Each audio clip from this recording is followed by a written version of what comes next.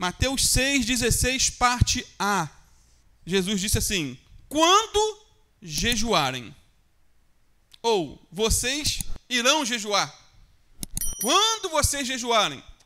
Amém. Senhor, que essa palavra venha falar aos nossos corações e despertar cada um de nós, Senhor, para essa prática tão esquecida, mas tão comum e tão repetitiva na Tua palavra, Senhor. Queremos aprender a como jejuar, o propósito, o porquê e tudo aquilo que o Senhor tem para nos ensinar nessa manhã, Pai. Eu te peço em nome de Jesus. Amém. Queridos, Jesus falou aqui sobre a oração, né, no versículo 5, Mateus 6,5, falou sobre oração e agora fala sobre jejum como algo natural, algo assim, espontâneo, algo que aconteceria naturalmente na vida de um cristão. Jesus não tratou a oração e o jejum como mandamentos, mas como um estilo de vida, algo comum a ser feito. Ele simplesmente disse: quando orarem, em Mateus 6,5, e quando jejuarem, em Mateus 6,16. Quando jejuarem. Ou seja, a oração e o jejum deveriam ser algo natural, algo prazeroso e espontâneo para todo servo de Deus. E nada mudou desde então, queridos.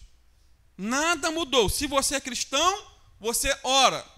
Se você é crente, você jejua. Nossa ênfase hoje é no jejum, porque já demos bastante ênfase na oração em mensagens anteriores. Queridos, a oração e o jejum são como que um convite do Espírito Santo para mim e para você, para cada um de nós. O Espírito Santo sempre vai estar nos convidando a jejuar e a orar. No entanto, temos que ter a plena noção que esse convite, pelo menos em relação ao jejum, não é para todos, pois nem todos têm condições de jejuar. E digo condições físicas. Por exemplo, do ponto de vista científico e médico, certas pessoas não devem praticar jejuns prolongados. Dentro de uma questão científica, médica, determinadas pessoas não devem praticar jejuns prolongados, sem uma supervisão médica. Que fique bem claro o que eu estou falando. Não quero saber de ninguém que morreu, passou mal, porque entrou no propósito de jejum prolongado, porque o pastor ensinou. Isso porque essa prática pode colocar a nossa saúde em risco. Quem não pode jejuar, pastor? Primeiro, diabéticos, principalmente os que usam insulina ou medicamentos que baixam a glicose. Falo aqui de jejum prolongado. Esses devem tomar cuidado. O jejum pode causar hipoglicemia em pessoas diabéticas. Segundo, gestantes e lactantes, porque precisam de nutrientes constantes, tanto para ela como para o neném. Terceiro, pessoas com problemas cardíacos ou pressão descontrolada. Jejuar pode causar alteração na pressão e ritmo cardíaco. É perigoso. Jejum prolongado. Quarto, crianças e adolescentes. Crianças aí, quem é? Os pequeninos. Crianças e adolescentes. Eles necessitam de alimentação regular para um desenvolvimento adequado. Isso não te priva de repente, deixar de tomar café da manhã. Eu vou estar jejuando, pastor, meu café da manhã, em prol do reino de Deus, do crescimento da obra. Você não vai morrer. Quinto, idosos fragilizados. Eles podem ter perda de massa muscular e desidratação com jejuns prolongados. Sexto, quem tem distúrbios alimentares, como anorexia e bulimia. O jejum pode agravar o quadro nessas condições. Em resumo, jejum ou jejuar é algo seguro para pessoas saudáveis, mas é um risco para pessoas debilitadas fisicamente. Amém? O que é bênção pode se tornar maldição, se não for feito com sabedoria. Porém, queridos, é importante atentarmos para o fato de que, mesmo não podemos comer, né? Podemos nos abster de outras coisas. Mesmo não podemos nos abster de comida, de alimentos, nós podemos nos abster de muitas coisas. Isso porque a questão do jejum não está tanto no alimento em si.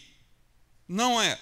Ele engloba tudo aquilo que possa se tornar um substituto de Deus na nossa vida. Tudo, tudo. Como destacou um certo pastor em seu estudo sobre o Sermão do Monte, disse assim: se realmente compreendemos o jejum, devemos saber que ele não deve se limitar apenas à comida e à bebida. O jejum, na verdade, deve incluir a abstinência de qualquer coisa legítima em si mesma em favor de algum propósito espiritual especial. Por exemplo, muitos se abstêm de televisão quando estão em jejum, né? Às vezes não pode deixar de comer e beber, mas fazem um propósito com Deus. Senhor, eu vou deixar de ver televisão, que eu gosto muito, por um determinado período. Outros se afastam de redes sociais, como Rede X, Instagram e tantos outros. Ficam por um período de tempo. Não podem deixar de comer e beber por questão de saúde, mas pode se abster de outras coisas. Alguns que gostam muito de chocolate. Quem gosta de chocolate aí? Eu gosto, e muito. Muitos gostam muito de chocolate e, por amor ao Senhor, escolhem se abster dele por um ano, 6 meses, 1 mês. Então, queridos, um jejum saudável seria também se abster de celular, né? Por pelo menos um dia. Imagina você, um dia sem mexer no celular. Hoje há muita gente que é mais fácil ficar um dia todo sem comer do que ficar o dia todo sem o celular na mão. Mais complicado. Eu acho que tem alguns irmãos até que fazem esse tipo de jejum, constantemente. Às vezes eu mando mensagem e leva 2, 3 dias para responder. É jejum de celular, pastor. Deus queira que seja, e não descaso para como pastor, né? Portanto, se você não pode jejuar no sentido tradicional por questões de saúde, não há problema. Você não tem para onde correr. Pastor, me pegou hoje, hein? Não tem como correr. Mesmo assim, você pode se abster temporariamente de algo que gosta muito, dedicando esse tempo ao Senhor, em oração, em consagração, intercessão. Muitos precisam de você, da tua oração. Porém, todos podem orar, queridos, mesmo estando com algum problema de saúde, né?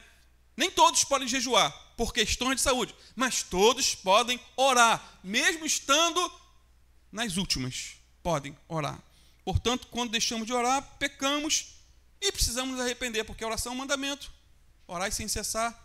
Porém, agora, quando deixamos de jejuar por questões de saúde, não estamos pecando. Repito, então, que o jejum é um convite do Espírito Santo àqueles que desejam intensificar a sua vida de oração, sua comunhão com Deus e se consagrar com mais profundidade ao Senhor. E eu pergunto nessa manhã, você vai dizer sim a esse convite do Espírito Santo? Vai dizer sim? Ora, o Senhor está anotando lá em cima, hein? Esforce-se, querido. Ore e jejue. Agora, você sabia que os maiores adversários de Deus são as suas dádivas? Os maiores adversários de Deus são as suas dádivas. John Piper, em seu famoso livro Fome por Deus, ele diz que o maior inimigo da fome por Deus não é o veneno, mas a torta de maçã, ou um pedaço de chocolate, ou uma picanha suína. Esse é o maior inimigo. O maior adversário do amor de Deus não são seus inimigos, mas suas dádivas. E os apetites mais mortais não são pelo veneno do mal, mas pelos simples prazeres da terra. Faça um propósito. Meu irmão, quando você faz um propósito de jejum e oração, tantas imaginações vêm, tantas lembranças, tantos odores, né? De carne, comida, aquele banquete. Isso porque quando estes tomam o lugar do apetite pelo próprio Deus, dificilmente a idolatria é identificável e torna-se quase incurável, conclui John Piper. Vou ler de novo Mateus 6,16, quando Jesus disse: quando jejuarem. O que é jejum? Eis a questão. A grande pergunta: o que é jejum? Semana retrasada, eu já dei algumas definições, porém, basicamente, jejuar é deixar de se alimentar por um determinado período com fins espirituais. Não é dieta para emagrecer, não é jejum intermitente, não.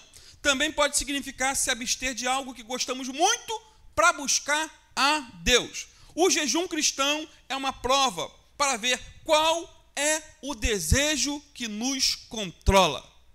Quem é o nosso Senhor? Jesus ou nosso estômago?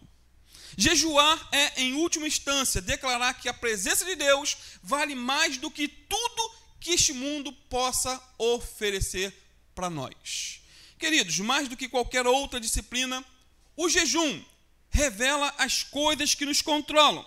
Muitas vezes, diz Richard Foster, muitas vezes enterramos o que está dentro de nós com comida e outras coisitas mais. Portanto, o jejum revela o quanto estamos dominados pela comida, pelo alimento. Você que todo dia, rigorosamente, tem que tomar aquele café da manhã, procure, tente jejuar para ver a guerra, o problema que você vai arrumar para o teu estômago. Ele vai gritar, vai espernear, não vai te deixar em paz. Então, queridos, o jejum revela também até onde vai a nossa dependência da televisão, dos computadores e de qualquer outra coisa a quem nos submetemos constantemente. Em outras palavras, o jejum expõe como tentamos preencher a debilidade da nossa fome por Deus com tudo o que não é Deus. Tudo que não é Deus. Agora, por quantos dias ou horas eu devo jejuar, pastor? Jesus disse, quando jejuarem. Por quantos dias, horas eu devo jejuar? Ou quando eu devo jejuar? Queridos, não existe aí uma regra bíblica para essas duas perguntas. Por exemplo, a igreja primitiva tinha como costume jejuar às quartas e sextas-feiras. Era uma prática, era um costume. Isso está escrito aí num documento do primeiro século, bem antigo, chamado Didaquê. Porém, como não existe uma regra bíblica com dias e horas para se jejuar, cada um de nós, cada um aqui tem a sua peculiaridade, cada um de nós vai se adaptando da melhor maneira possível, dentro da direção do Espírito Santo e dentro daquilo que ela consegue. A duração dos jejuns pode variar de pessoa a pessoa, mas o importante é jejuar. Vou repetir, a duração dos jejuns pode variar de pessoa para pessoa, mas o importante é jejuar. Agora, dentro de um ponto de vista aí mais prático, no dia a dia, as formas de jejuar podem variar bastante. Por exemplo, alguns jejuam 1, 2 ou até 3 vezes por semana. 1, 2 ou 3 vezes.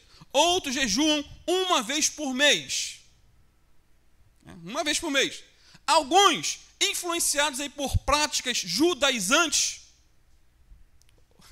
jejuam 1 vez por ano. E há cristão que não sabe nem do que eu estou falando.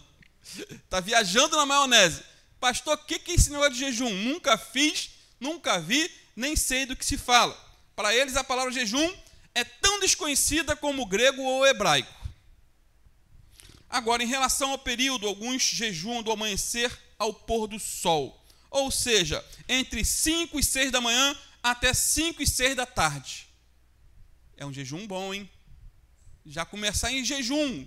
O dia, tomando água, e durante o dia pode-se tomar água. E só vou me alimentar às 6 da tarde, com um propósito espiritual diante de Deus.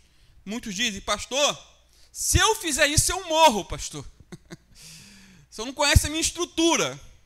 Se eu ficar o dia todo sem comer, eu enlouqueço. E eu digo que não. Se você tiver algum problema de saúde, como já disse no início, pode ter problema sim. Mas se você for saudável, esse tipo de jejum pode, inclusive, fazer bem à sua saúde. Te fazer bem, né? Ficar o dia inteiro sem comer permite que o nosso organismo descanse um pouco. Relaxe. A gente não precisa de descanso dormindo. nosso organismo também precisa. E às vezes nós colocamos ele para trabalhar tanto que ele fica suado. Figurativamente falando, tá, queridos? E, inclusive, queridos, talvez você já tenha até reparado, né, que quando os animais eles estão doentes, eles naturalmente recusam o alimento. Você vai ver um cachorro jururu no canto, você pode botar ali um contrafilé, ele rejeita. Eles instintivamente fazem um tipo de jejum, permitindo o quê? Que o corpo descanse, se recupere e concentre toda a sua força na cura. Os animais fazem isso. De forma semelhante, queridos, o pecado é uma doença da alma. É como se estivéssemos doentes, assim como um cão está doente e procura o jejum. O pecado corrói, enfraquece e nos afasta da plena presença de Deus, daquilo que Deus deseja para mim e para você. Assim como o corpo precisa de períodos de descanso para se recuperar, a nossa alma também. Ela precisa de momentos de abstinência e disciplina espiritual. O jejum, nesse sentido, não é apenas abstinência de alimentos, mas um gesto consciente de parar, silenciar o corpo e direcionar o coração para Deus, para buscar a presença do Senhor. O jejum, nessa circunstância, nos ajuda a perceber nossas fragilidades e nos humilhar diante da presença do Senhor e fortalecer a nossa resistência contra o pecado. Quanto mais consagrados em jejum e oração, mais resistência nós teremos para hábitos pecaminosos. Em outras palavras, assim como os animais jejuam para restaurar o corpo, nós também devemos jejuar de vez em quando para restaurar a nossa alma. Isso afasta o mal que nos corrói e cobre o espaço para que Deus trabalhe em nós de forma profunda e transformadora. Porque quando jejuamos, nós somos transformados pelo Senhor. Amém, queridos? Vamos em frente, então. Muitos jejuam das 18 horas de um dia até as 6 da manhã do outro dia. 6 da tarde começa e 6 da manhã termina. Esse jejum é relativamente fácil de se fazer, né? Em média, você passa cerca de 8 horas do seu jejum dormindo, ou 10 horas, dependendo de quem dorme muito ou pouco. Eu respeito quem faça esse tipo de jejum, mas tenho as minhas dúvidas quanto à sua eficácia. Isso porque, como já disse, a maior parte do tempo você está dormindo, a não ser que você seja um assaltante de geladeira na madrugada, né? Aí sim, vale esse tipo de jejum. Pastor, é um sacrifício para mim ficar das 18 horas de um dia até 6 horas da manhã do outro em jejum. Deixar de jantar para mim é um problema. Talvez para você valha, né? Outros jejuam das 18 horas de um dia até as 18 horas do outro dia. Aí já é bem agressivo, para quem não está acostumado. É bastante radical, né? Abrir mão do café da manhã, abrir mão da janta do dia seguinte, na noite anterior, café da manhã, almoço e só jantar. Radical. Tem aqueles que jejuam do amanhecer até o meio-dia. Abre mão do café da manhã. E até do desjejum. Acho que tem desjejum, né? Depois do café da manhã, ainda tem 10 horas da manhã e come alguma coisa. Só não come nada. Está em jejum até meio-dia. Enfim, queridos, o mais importante é que não deixemos de jejuar regularmente. Até porque, como já disse, não existe um período certo, bíblico, uma ordenança. Você tem que jejuar de tal momento, tal hora. Não. A Bíblia não diz que você tem que jejuar 12 horas ou 24 horas seguidas. A Bíblia não diz que você tem que jejuar uma vez por semana ou uma vez por mês. Em relação à oração, devemos orar sem cessar. Já em relação ao jejum, não há um período específico que tenhamos que jejuar, determinados pela Bíblia. O que encontramos são experiências de homens e mulheres de Deus que jejuaram por tempos variados. E entre esses exemplos, queridos, vemos jejuns de 3 dias, 7 dias, 21 dias e até jejuns de 40 dias. Repito, entre as experiências da Bíblia, de pessoas que jejuaram, encontramos períodos de 3 dias, 7 dias, 21 dias e até 40 dias. Vejamos primeiro o jejum de 3 dias. Esté e seu povo jejuaram por 3 dias inteiros, sem comer e sem beber nada. 3 dias inteiros, sem comer, sem beber. Foi um momento de desespero, queridos. A nação estava com risco de ser dizimada pelo miserável do Amã. Esse era o quadro. Então, eles não sabiam o que aconteceria, mas decidiram colocar a vida nas mãos de Deus. E o resultado foi algo esplêndido, né? Deus moveu o coração do rei, mudou o decreto de morte e transformou a tragédia em livramento. Não houve Na verdade, foi a própria Esté que propôs. Olha, peça a todos para jejuarem. Eu vou estar jejuando aqui com as minhas ajudadoras aqui. E todo mundo, nós vamos jejuar. E Deus vai fazer um milagre para a glória de Deus. Então, o jejum de Esther não foi apenas uma renúncia de alimento, queridos. Foi um grito de fé, de desespero, né? Uma declaração de confiança em um Deus que ouve o clamor do seu povo. Quando jejuamos e oramos como Esther e o povo daquela geração, estamos dizendo o seguinte: Senhor, eu dependo totalmente de Ti. Só o Teu poder pode mudar essa situação. Talvez tenham muitos irmãos aí que precisam fazer esse tipo de jejum. Senhor, eu preciso de um milagre. De um milagre, seja na saúde, seja na vida financeira, seja na minha família, de um amigo que está com um problema A, B ou C. Talvez seja esse o grito de desespero. E foi exatamente isso que Deus fez. Interveio, salvou e exaltou o seu povo. Um jejum de 3 dias, um jejum agressivo. Quando Paulo se encontrou com Jesus no caminho de Damasco, a sua vida foi completamente transformada. Sabia? Lá em Atos 9, depois leiam todo o texto. O homem que antes perseguia os crentes, agora estava cego, quebrantado e dependente de Deus. E a Bíblia diz lá em Atos 9:9 que Paulo ficou 3 dias sem comer, sem beber. Jejum de 3 dias. A experiência que ele teve com Jesus foi tão profunda que ele perdeu a fome e a sede, queridos. Basta saber quem foi Paulo. Um perseguidor, um serial killer, alguém que gostava de matar crentes. Mas agora, depois que ele tem uma visão de Jesus, quando ele estava indo perseguir os crentes, ele trava tudo. 3 dias sem comer e beber. E a sua experiência foi tão marcante que levou a essa experiência de consagração total. Durante esse tempo, Paulo não estava apenas sem forças físicas. Ele estava em profunda rendição ao Senhor. Aquele tempo de jejum foi o início de uma nova caminhada. Foi o estopim para fazer de Paulo quem ele veio a ser. De perseguidor de crentes, ele passou a ser um pregador do evangelho.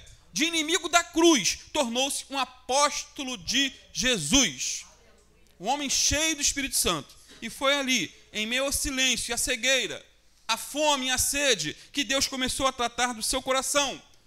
Começou a curar a sua alma e encher a sua vida com o Espírito Santo. E quando Ananias, orou por ele, a Bíblia diz que as escamas caíram de seus olhos. Paulo então levantou-se, transformado, pronto a obedecer ao chamado de Deus. Amados, assim como Paulo, há momentos em que Deus nos leva a parar tudo. Eu não sei se já fez isso com você. Já fez comigo. Nos leva a parar tudo para que possamos ouvir a sua voz. Então, podemos começar tudo de novo, cheios de fé, cheios de humildade e obediência. Isso aconteceu com um personagem da história também, chamado Jonathan Edwards, no século 18 melhor. Ele era pastor de uma grande igreja, mas ele estava extremamente insatisfeito. Com a igreja? Não. Consigo mesmo. Extremamente insatisfeito consigo mesmo. E ele, nesse descontentamento, separou 3 dias inteiros para orar e para jejuar. No dia do culto, em uma manhã quente, a congregação se reuniu na igreja. Alguns entraram com indiferença, outros com curiosidades. outros fazendo pouco caso dos pastores que estavam presentes. Mas ninguém estava ciente do que estava prestes a acontecer naquele culto.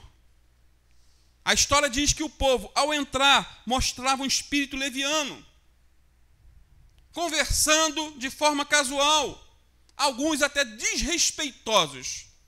Às vezes acontece isso, né? Infelizmente, nem todos são devotos, nem todos são respeitosos com a presença de Deus. E havia 5 pregadores naquele dia, mas Jonathan Edwards foi escolhido para pregar. Mas Jonathan Edwards foi um homem alto, quase de 2 metros de altura. E ele subiu ao púlpito para pregar. Seu corpo era magro, de tanto jejuar e orar. Estamos precisando disso, né, queridos? Às vezes a barriguinha fica saliente. O rosto dele era pálido e refletia a profundidade da sua intensa consagração a Deus. Na verdade, ele foi um dos maiores intelectuais dos Estados Unidos. Um grande filósofo e homem de Deus. Ele segurava um manuscrito com uma mão e apoiava com a outra, falando em voz monótona. Ele pregava lendo, literalmente, o esboço. O óculos fundo de garrafa, quase próximo às vistas. Cada palavra carregava um peso espiritual que podia atravessar o coração da plateia. E ele discorreu, queridos, no texto de Deuteronômio 32, versículo 35. Ao tempo em que resvalar o seu pé. Então, ele começou a descrever o destino dos pecadores. Aqueles que estão como que uma aranha seguradas por Deus no fogo do inferno, prontas a cair, a se perder. Falou de um fogo encerrado dentro do pecador, pronto para explodir em tormento eterno. Disse ainda que nada os impedia de cair no inferno, senão a própria vontade de Deus. Tudo no sermão, dentro da igreja. Ele fez menção ao inferno mais de 30 vezes nesse pequeno sermão. E disse mais: nuvens negras de ira pairavam sobre suas cabeças. Se não fosse a misericórdia de Deus, cada um ali poderia ser destruído como palha ao vento. Sabe qual foi o resultado? Simplificando aqui esse sermão, o resultado do que aconteceu naquele culto? A congregação ficou em silêncio. Alguns tremeram, outros se contorceram nos bancos. O medo do juízo de Deus não era apenas intelectual, era físico e também emocional. Pessoas choravam baixinhos, algumas ficaram de joelhos, outras agarravam as pilastras da igreja com medo de cair no inferno. Unção, queridos. 3 dias em consagração, em oração, em jejum. Havia um clamor silencioso, quase sufocante, que se espalhou pelo salão. Mas Edwards não deixou a congregação na desesperança. Depois do medo, veio a esperança de Cristo. Ele não falou só sobre o inferno, ele falou sobre Jesus e abriu as portas da graça para aquele povo. Ele disse: hoje é o dia em que Jesus abre as portas da misericórdia para vocês. Muitos estão se reunindo a Ele, apressando-se para chegar ao reino de Deus. Aqueles que antes estavam nas mesmas condições miseráveis que vocês, agora se alegram. Seus corações estão cheios de amor por aquele que os amou. Ele os lavou de seus pecados com seu próprio sangue. Converta-se também. Entregue sua vida ao Senhor. Confia nele. E o mais ele fará.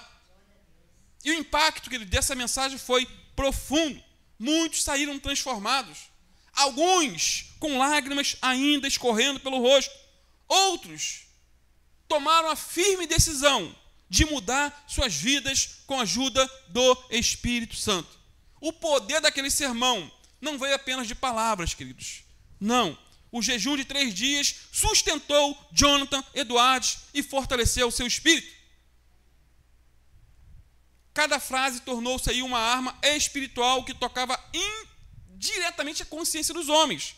E esse é meu desejo, que cada palavra aqui do púlpito, não só pregada por mim, mas por cada irmão, venha tocar a consciência de cada um dos irmãos. Para a seriedade do Evangelho, o sermão marcou o coração daquelas pessoas.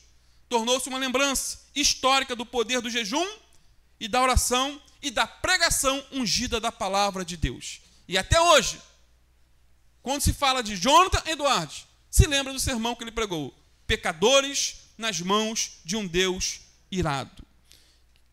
Que possamos nos consagrar assim também, crendo no Deus do impossível, no Deus que faz maravilhas, no Deus que transforma situações caóticas em situações resolvidas para a glória de Deus. Agora, temos também o jejum de 7 dias. Que isso, pastor? 3 dias e agora para 7? É demais, né? Depois que Davi pecou com Betseba, lembram? O adultério, o profeta Natã anunciou que o filho do rei ficaria doente. E ele se sentiu profundamente humilhado com isso, o rei Davi. Então ele se humilhou diante de Deus. Segundo Samuel 12:16 diz que Davi buscou a Deus pela criança. Jejuou Davi, e vindo, passou a noite prostrado sobre a terra. Em outro versículo diz que ele ficou 7 dias em jejum e oração pela criança. 7 dias em jejum, suplicando pela misericórdia de Deus. Com certeza ele deve ter bebido água, né? No entanto, diz a Bíblia, a criança morreu.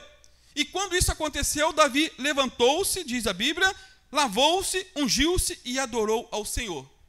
O jejum de Davi demonstrava arrependimento, submissão e aceitação da vontade de Deus, mesmo quando a resposta às vezes é não. Não quer dizer que você vai jejuar, que vai ser sempre receber o sim. Não. Muitas vezes é um não. Davi jejuou 7 dias. E o final das contas, a criança morreu. Mas mesmo assim se levantou e adorou. Um outro exemplo também de jejum de 7 dias foi quando o rei Saul e seus filhos morreram na batalha contra os filisteus. Os valentes lá de Jabes de Gileade foram recolher seus corpos que haviam sido profanados.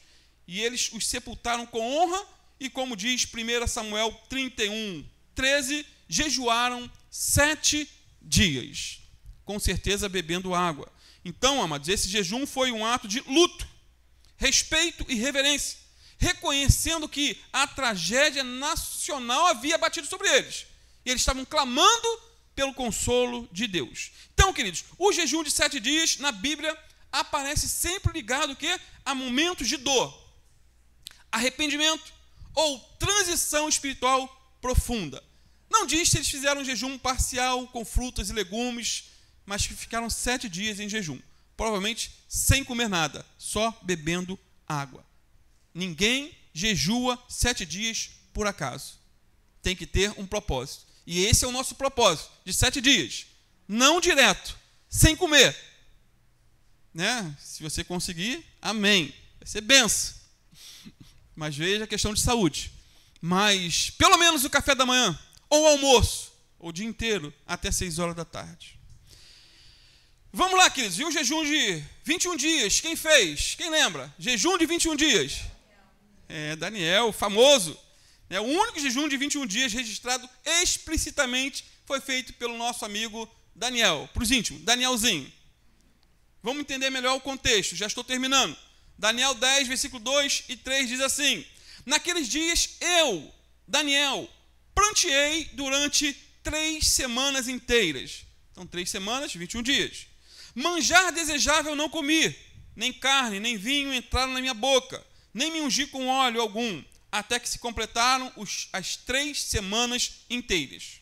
Irmãos, Daniel estava angustiado, nesse contexto todo aqui, com o futuro de Israel, que havia retornado da Babilônia, do cativeiro, mas ainda enfrentava lutas espirituais terríveis, políticas. A nação estava destruída. Então ele decidiu buscar Deus com oração e jejum por 21 dias. Não foi uma ordenança de Deus. Não tem assim um texto mandando Daniel fazer o jejum.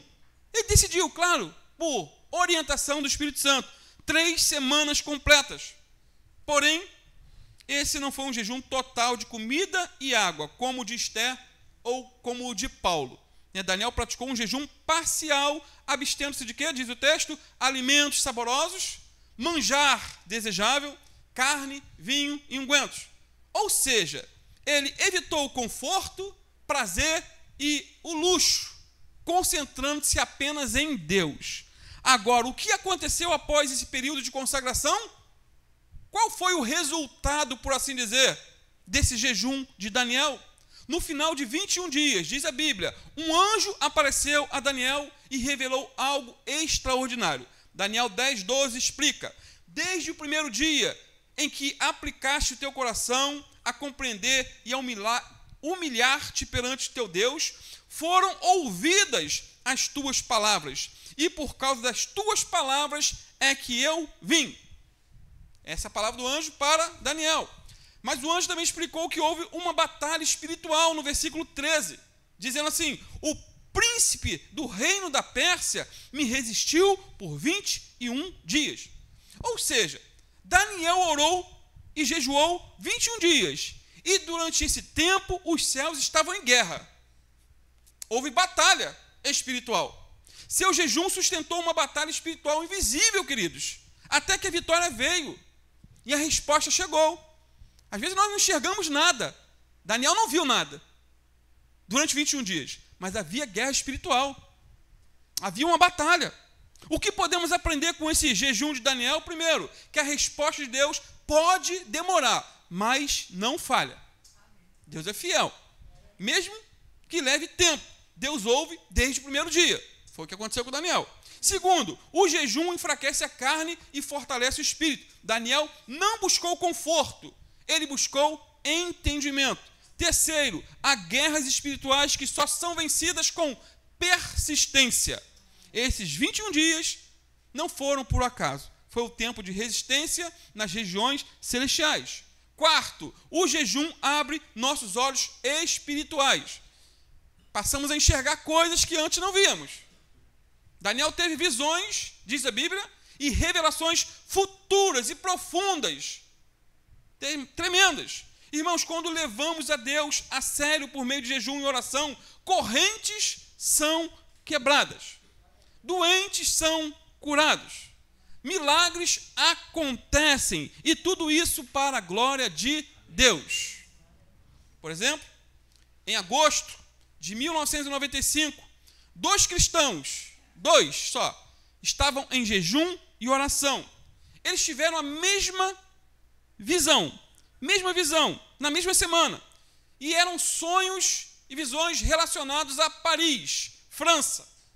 Um terceiro participante, que estava também nesse propósito, mas em outra localidade, teve uma visão muito clara, mais ou menos assim: ele viu crianças em uma escola, sentadas em suas cadeiras e com os lanches à frente deles. Essa foi a visão que esse terceiro teve. No dia 1º de setembro daquele mesmo ano, eles se reuniram e compartilharam o que haviam recebido. Os três se juntaram, as revelações, o que Deus falou com cada um deles. E os três estavam em jejum e oração. Todos chegaram à mesma convicção: havia um plano de um grupo terrorista para bombardear uma escola judaica próxima a Paris. Então, uniram-se em fervorosa oração e jejum para que esse plano fosse completamente frustrado. Uma semana depois, em 7 de setembro, a mídia noticiou um atentado em uma escola judaica fundamental na França. Olha que detalhe, queridos. Extremistas haviam sido enviaram um carro-bomba para explodir diante da escola. O ataque estava planejado para o momento em que as crianças saíssem no final da tarde. Mas algo sobrenatural aconteceu.